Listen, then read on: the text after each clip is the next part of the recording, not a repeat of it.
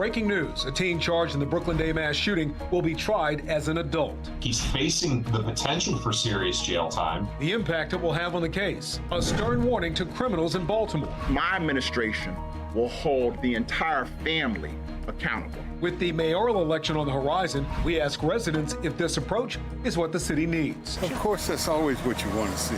A substitute teacher says Baltimore County schools ruined her reputation, keeping her out of the classroom for 6 years. What could I have done ever? The mistake she claims they made and refused to correct in tonight's Fox 45 News Project Baltimore report. Then we press state lawmakers for solutions to juvenile crime. How do you plan to address the concerns when it comes to transparency from within DJS? Live from WBFF in Baltimore, this is Fox 45 News at 10. Fox 45 News following 3 breaking stories tonight on the national and local levels. Here in Baltimore, Fox 45 News confirms a teenager charged in connection with the Brooklyn Day mass shooting will be tried as an adult. In the state of Texas, police say a gunman killed 6 people, including his parents. And in Las Vegas, at least 3 people were killed in an active shooter situation at the University of Nevada, Las Vegas campus. Good evening. I'm Carjacking. And I'm Mary Bubala. We begin in Las Vegas. Police say they got the call of an active shooter just before noon local time near the university's business school. The suspect was dead less than an hour after that first call came through, killed in a shootout with police. Authorities are not releasing the name of that suspect. 3 people died in that shooting. A 4th person was hurt. Police say that person is in stable condition. Officials also not revealing many details on the victims yet. Classes at the university are canceled through Friday. In Texas, a 34-year-old man is in custody after a string of murders. He's identified as Shane James. Police say he killed his parents before shooting and killing 4 other people at different locations. Authorities say James had mental health problems and a criminal history. It's not clear if he had a relationship with any of the other victims.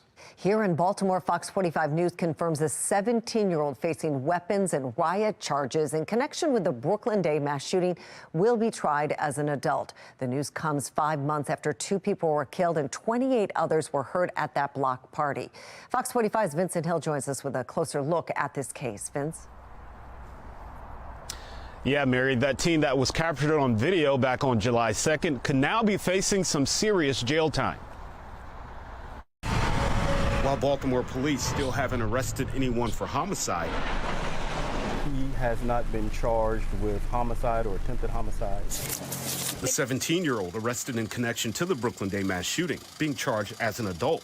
The charges against him include possession of an assault weapon and riot charges. They are alleging that it is a gun, and he is on social media. Shortly after his arrest, the teen's attorney, Michael Klinkskill, pushing to have the case remain in juvenile court. We don't know what it was. We don't know if it was a real gun, if it was a toy gun. We have no idea what it was. That young man is a suspect in the crime because he had a weapon at the scene. Baltimore police say the teen can be seen in this video pulling out an assault weapon just before shots ring out. Hundreds of males and females are armed with guns and knives at the location. Prosecutors argue that sparked fear in people and, quote, incited additional shootings. Attorney Kirk Nachman. Being 17-year-old and running around with a firearm is obviously a problem. Not surprised by the decision, considering 2 people died and 28 others were injured in the shooting. In this situation, given the balance of the evidence and weighing all the factors, I'm sure the judge made a determination that he should be tried an adult. Nachman says these charges in the adult system could carry some serious weight. In adult court, obviously, you're instead of facing rehabilitation, you're facing potential jail time. He's facing the potential for serious jail time. Whether or not he would actually get serious jail time is a totally separate issue. Yeah, Nachman says his jail time would depend on his criminal history, but according to the teen's attorney, he doesn't have any. For now, we're live in Baltimore. Vincent Hill, Fox 45 News. Vincent, thank you. 4 of the teenagers are facing charges in connection to the Brooklyn Day mass shooting. They range in age from 14 to 18. None has been charged with murder. They're facing a number of other charges, including attempted murder. 2 of the teenagers were under Department of Juvenile Services supervision, a 14-year-old and 18-year-old Tristan Jackson. Those arrests led to questions about how DJS handles young people on home monitoring. Fox 45 News found the agency has about 14 staff members monitoring more than 100 youth on ankle monitors, a ratio of about 1 to 9. At the time, we heard from legal experts who say that leads to kids falling through the cracks. It has to be a 24-hour monitoring, 7 days a week. They have to respond if the child is absent or not compliant with the terms of GPS and from detention. Fox 45 will continue to follow the suspects connected to the Brooklyn Day mass shooting and keep you updated on their cases and any new arrests that may be announced by police. You can find all of our reporting on our website, foxbaltimore.com. That move to adult court comes one day after Baltimore City State's attorney Ivan Bates filed charges against one teenager and his parents for the non-fatal triple shooting in front of Carver Votech in October. Now Bates is saying whether you're a juvenile or an adult, if you break the law, you will be held accountable. If you're a parent or guardian and you're participating or complicit in violence being perpetrated in Baltimore, then you just need to bring the family pack of the toothbrushes. Because my administration will hold the entire family accountable. Well, some believe that rhetoric helped Bates win his election last year with the mayoral election on the horizon. Tonight, Fox 45 News is asking voters whether they want more of that messaging. Yes. Because you got to pay for the crime you commit. Of course, that's always what you want to see. Well, Fox 45's Keith Daniels joins us live with the pulse of the people tonight. Keith? Well, Mary and Kai, we're just about 5 months away from the party primaries in the mayor's race, then the general election in November, and tonight we're hearing what could be part of the message in those campaigns. In downtown Baltimore, images, the sounds, and the feeling of the holiday season. The holiday season is happy, it's cheerful, it's merry, everybody just so joyful and so nice. But as city residents prepare to celebrate the Yuletide, another season is fast approaching, the elections with the upcoming mayor's race. Tonight, tough talk on crime, including the latest word from Baltimore City State's attorney, Ivan Bates. If you're a parent or guardian and you're participating or complicit in violence, then you just need to bring the family pack of the toothbrushes. Bates continuing his familiar theme regarding his crackdown on criminals with stiffer sentences. Bring your toothbrush with you. Bring your toothbrush with you. Bring your toothbrush with you, because we're going to send you to jail. But as the city gets closer to the balloting season, do voters want to hear the tough talk on crime? Is the messaging resonating with residents? Yes. Why? Because you got to pay for the crime you commit. You need to. Maybe you won't do it no more. The tougher you get. I think I've heard that message before and nothing ever happens. I'd like to hear more about schools and changing the education system. But longtime resident Marconi Combs, Of course, that's always what you want to see. says for him, it's all about the tough talk on crime message. But, you know, it's not the message, it's the cause of crime. And people aren't really addressing that. You know, they're looking at the result and say, oh, well, we're gonna mess it. We're gonna try to fix the result. Let's fix the cause. well, of course, we expect to hear more from voters and from candidates as we get closer to the elections. We're live tonight. Keith Daniels, Fox 45 News. Mayoral candidate Sheila Dixon has taken a tougher on-crime stance than incumbent Mayor Brandon Scott, according to some data. New poll numbers indicate that messaging and her campaign overall is resonating with some voters. The poll from Lake Research Partners in Washington, D.C. surveyed 800 likely voters in the Democratic primary for Baltimore mayor. Initially, it showed Dixon polling at 39% and Brandon Scott with 31%. After those surveyed heard profiles of each candidate and statements on Scott's time in office, the poll showed Dixon with a 14-point lead. Today, Fox 45 News asked Mayor Scott about the numbers. I've never been a person that believed in polls. There's only one poll that matters, and that's election day. If we follow polls, right, the last time we had this election, I was polling at 4, 5, 6, 7, 8, 9, 10%. And what happened on election day? And also, what I would also say that polls that are given and done by people who have an agenda are always going to show what they wanted to show. Fox 45 is also bringing the numbers to Sheila Dixon herself. She says the poll indicates how people are feeling and what they're thinking. I'm encouraged by the numbers and the support I'm receiving daily, only showing that our message of criminal accountability, safer neighborhoods, better schools, cleaner communities. I think polls give you a sense of where people's minds are and what they're thinking. And that's always important because you want to be able to be responsive to what people think and what they're feeling. And people don't feel safe. People don't see the accountability in city government that they need to see.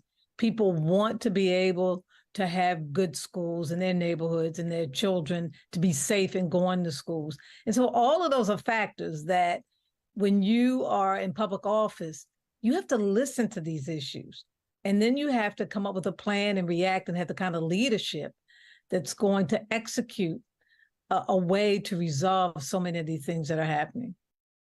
Mayor Brandon Scott has faced a number of controversies during his time in office, including the BGE conduit deal. The mayor pushed that deal through 1 year ago, despite criticism from a number of other leaders who questioned the transparency of the deal and the cost it will bring to BGE customers. Just last week, the utility company was ordered to release a memo with more details on the deal, but there are still more questions than answers. You have the mayor trying to get this deal through in a non-transparent way, and there are more questions than answers. And here we are at the end of 2023, and we still don't have all the answers. Then there's the ongoing problem surrounding DPW. The mayor faced criticism last year for the E. coli water contamination, insisting the city handled the situation perfectly. But the city violated federal regulations when it failed to notify the public within 24 hours after learning of the contamination. There's also, of course, recycling. Residents have been without regular pickup for nearly a year. The mayor promised regular recycling pickup would resume in February. Last month, the city said it might miss that deadline. The mayor also faced criticism for his handling of squeegee kids. Although the Mayor Squeegee Collaborative seems to have kept squeegee kids away from many major corridors of the city, critics complained the mayor was too slow to take action. They point out the mayor didn't address the problem until after the squeegee kid shot and killed Timothy Reynolds. And until there's a crisis, politicians don't feel the need to act.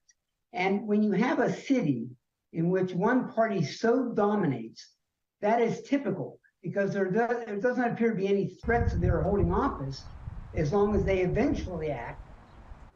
And then there's the FBI search of a Safe Streets location. Federal agents executed a search warrant on the Bel Air Safe Streets location in October. Fox 45 News has been demanding transparency surrounding Safe Streets program for years, including who the employees are, how the city makes sure the ex-convicts working with the program don't continue to commit crime, and how the program spends taxpayer dollars.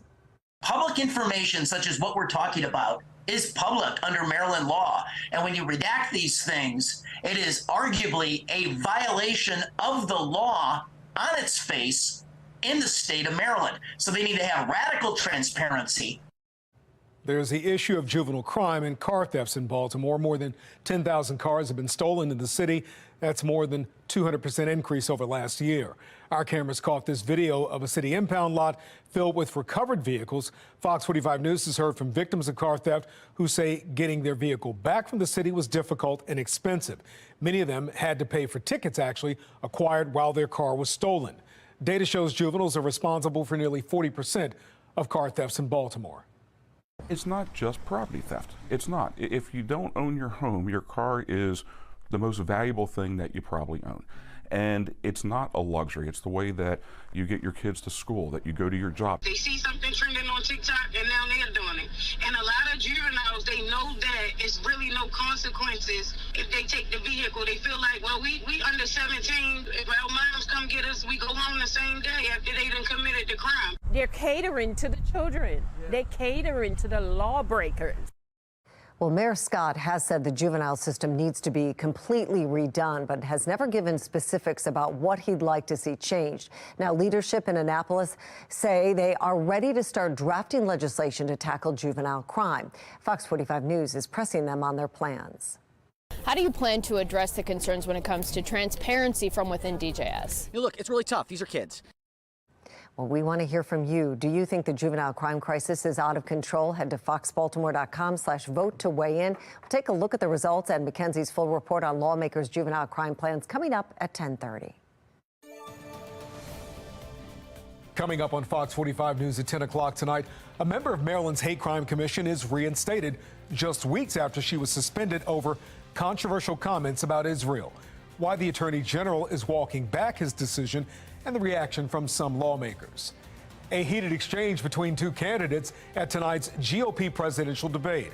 Why former Governor Chris Christie came to one of his rivals' defense. We'll have another cool day tomorrow, but higher temperatures finish the week on Friday and Saturday. I'll let you know how long the warm trend lasts and when to expect rain coming up. And after the break, a Baltimore County substitute teacher is put on the do not use list without her knowledge, costing her thousands of dollars in potential income. Why she says the school system isn't being truthful.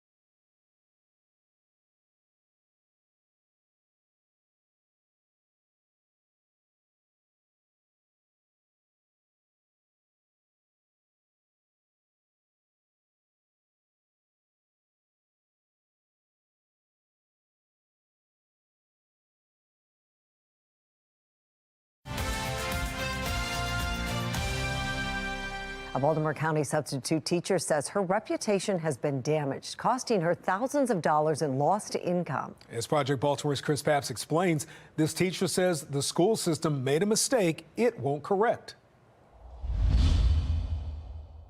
Jen Reedholm sat down with Project Baltimore. Yeah. Because she's out of options. I don't know why I can't get a straight answer. For 6 years, she's been fighting to clear her name. There's an incident attached to me that doesn't belong to me. A fight against her own employer, Baltimore County Public Schools. That makes no sense.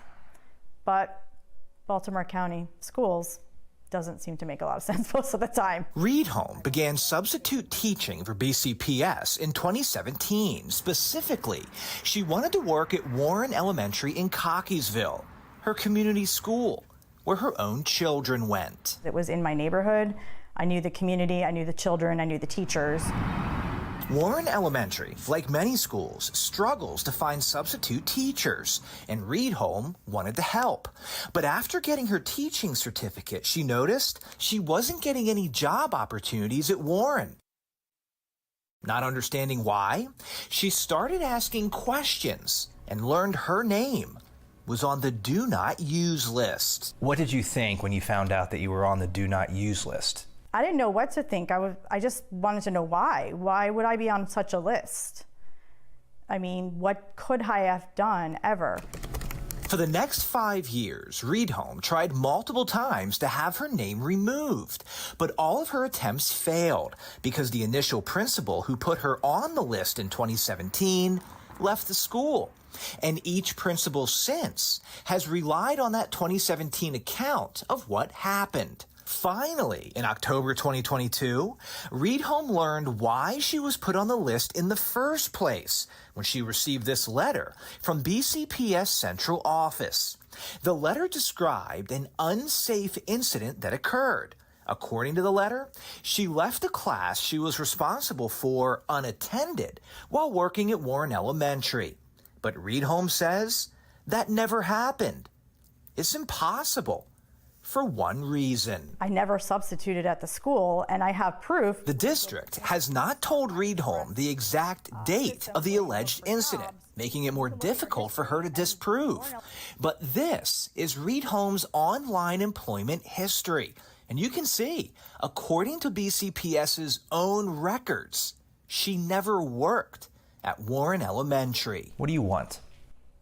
I want my record cleared, and I want to be removed off the do not use list. Project Baltimore reached out to Baltimore County Schools asking why Reed Home was on the do not use list when she never taught at Warren Elementary. We received this reply. Baltimore County Public Schools cannot discuss personnel matters. We encourage Ms. Reed Home to follow up with the Division of Human Resources for further assistance. Reed Home has contacted BCPS again. She hopes to quickly resolve this issue, which she says has cost her family a lot of money in lost work. Maybe $20,000 or $30,000. That you missed out on? Yeah, missed job opportunities. That's a lot of money. It is. But perhaps more importantly, Reed Home's name is attached to something she says she didn't do, and she wants it fixed. I don't know what the future holds, but if there's something on my personnel file that doesn't belong to me and it could come up in a job interview, that's a problem. How am I supposed to explain that? Reed Home, as we mentioned, was on the do not use list at Warren Elementary for 6 years. But during that time, she was still allowed to teach at other schools. If somebody did something so bad they were banned at one school, why would they still be allowed to teach at other schools? That part of the story Monday. I'm Chris Pabst, and this is Project Baltimore.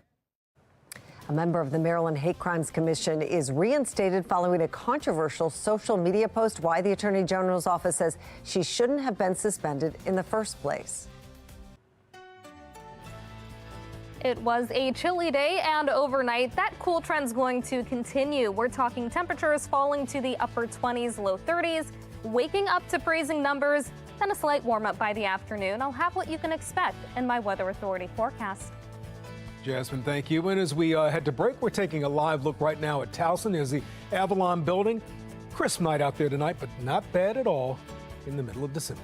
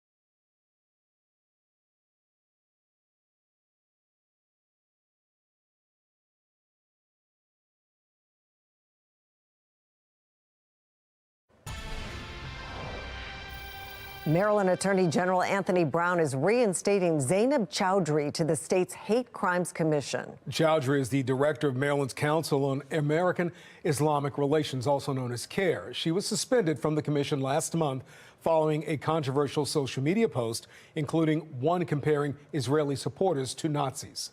A statement from the AG's office clarifies the Attorney General does not have the power to remove nor suspend a member of the commission before the end of their 4-year term.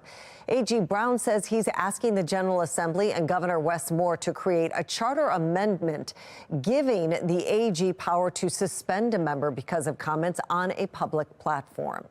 At least one state delegate is calling on the Attorney General's office to delay any future Hate Crimes Commission meetings until Chowdhury is removed. Delegate Joe Vogel of Montgomery County says he'll support any legislation to give the Attorney General power to suspend members of the commission.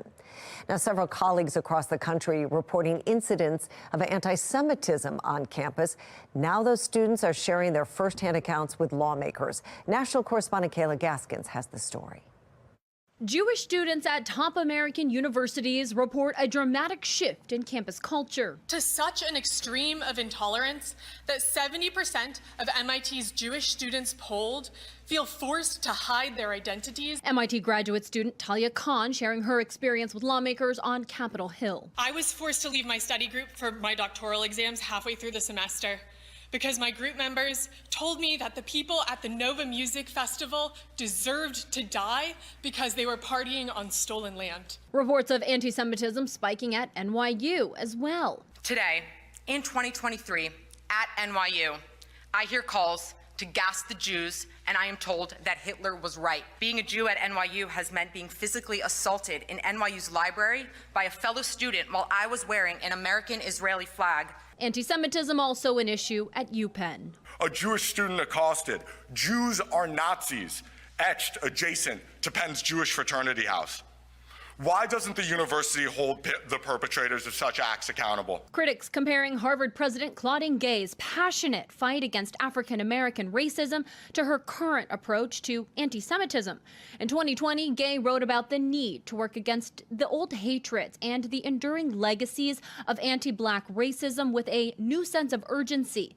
During Tuesday's hearing, she gave this response to current Jewish hate on campus. Calling for the genocide of Jews violates Harvard Code of Conduct, correct? Again, it depends on the context. It does not depend on the context. Harvard has taken down Gay's 2020 statement on George Floyd's death. This week's congressional testimony by the presidents of Harvard, UPenn, and MIT only ramped up calls for them to resign. The charge is being led by hedge fund billionaire and Harvard graduate Bill Ackman. In Washington, I'm Kayla Gaskins. Still ahead on Fox 45 News at 10:30, state lawmakers at a stalemate over juvenile crime. Fox 45 pushes for solutions after another hearing ends with little progress. And a new way to thwart car thieves in Baltimore. Why police and prosecutors are celebrating the technology.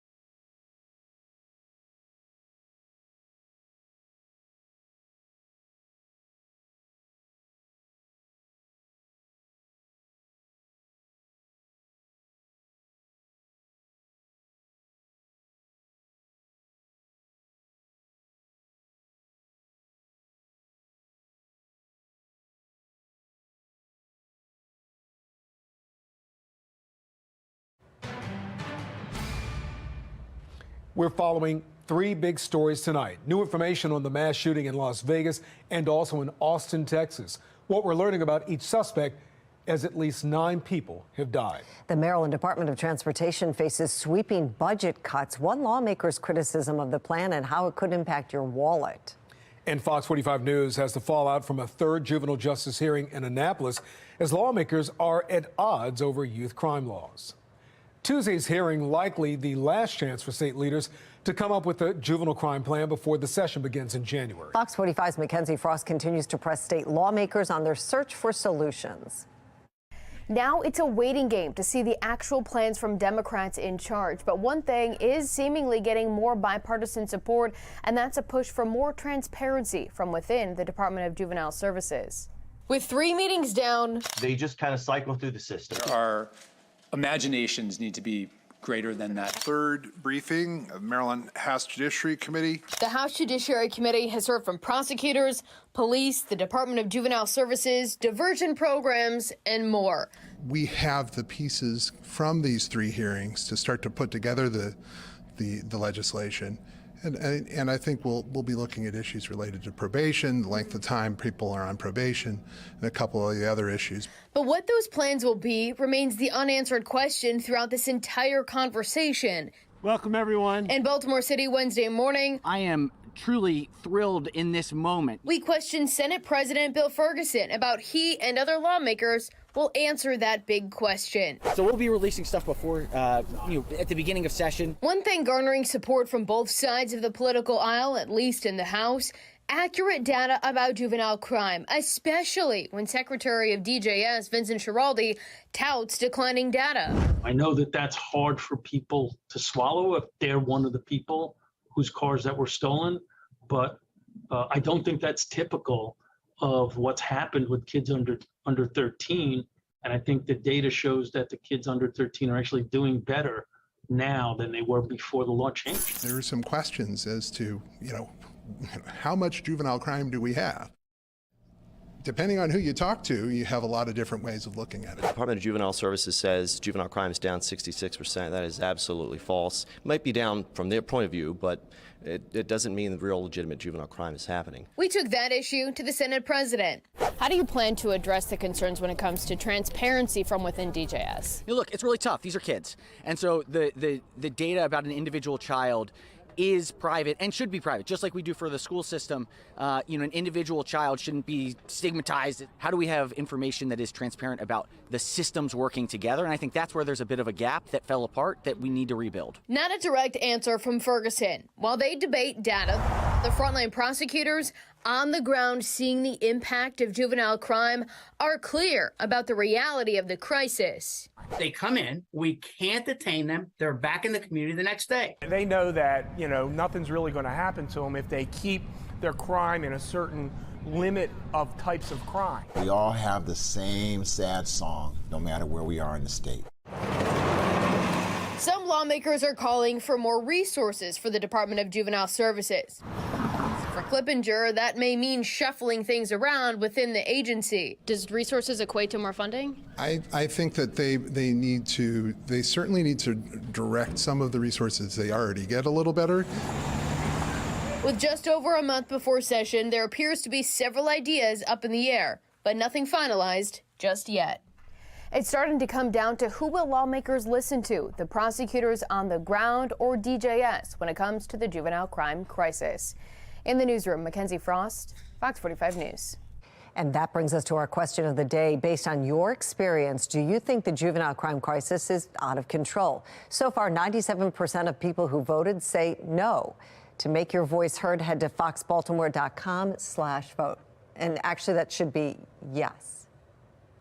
House Speaker Adrian Jones and Senate President Bill Ferguson are two of the most powerful lawmakers in Annapolis. If you feel you're not being heard and you'd like to contact them, their phone numbers and email addresses are here on your screen. On the heels of the juvenile crime hearing in Annapolis, Baltimore police have arrested 4 teens. 14 and 15-year-olds for a carjacking in West Baltimore, just south of Druid Hill Park. Police say the 14s were using a ride share when they got out of the car and assaulted the driver before stealing his car. The 14s were taken to Baltimore's juvenile justice facility. Police were able to find the victim's car. We're learning more about the 14s charged with armed carjacking outside a Starbucks in Towson over the weekend. 3 of those teens are juveniles. Police say one of the teens threatened to shoot a woman if she didn't get out of her car. Now, the woman then told police she ran inside the Starbucks and the teens drove off with her car. The stolen car was recovered at Mondawmin Mall that afternoon, and the 14s were arrested. And this comes after a week after a woman in Rosedale told FOX45 News she was carjacked and held at gunpoint by 2 teens just steps from her house. That incident left her with a black eye and a concussion. She's demanding accountability. And I saw a pistol in his hand. And I said, and he said, "Give me your keys, give me your keys." And I'm like, and the next thing I know, he hit me in the head and I went down. These kids don't have consequences. And that's what makes me very angry. And I am furious, and I'm going after these. I want to prosecute. I want to see some type of retribution.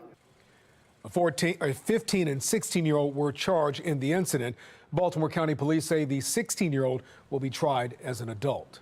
Well, Baltimore County Police have been raising concerns about juvenile car thefts and carjackings for months. At a crime meeting in September, Police Chief Robert McCullough said juveniles don't fear any consequences for their actions. Kids get out of the car, and the minute you stop them and you pull them aside, the first thing they say to you is, "Are you going to call my mother?" Because they know they're not. They know they're underage, and they know they can't get in trouble. Late last month, FOX45 News learned one of the boys seen here allegedly beating a woman and trying to steal her car in Butchers Hill is also connected to more than a dozen car thefts across the Baltimore area over this summer. Baltimore city leaders unveil a new license plate reader system to provide real-time data to help police catch those who carjack, rob, and commit other crimes in South Baltimore. This is the definition of community policing. When you have a community who has identified what their issues are and has went out and initiated, advocated, and also collaborated with us. Today we're celebrating license plate readers. We have cameras being installed in the southeast. We have better lighting happening downtown. We know that these community-based efforts, these infrastructure building initiatives, make a difference in creating a place where crime is less accessible and less possible. City prosecutors say the license plate readers will help them build stronger cases against those who are accused and carjackers, which may lead to more convictions. Some state lawmakers are raising red flags about the Department of Transportation's budget as Governor Moore's administration proposes sweeping cuts. MDOT and MTA will likely lose more than $600 million for project maintenance, meaning a delay in replacing buses, light rail, and metro cars.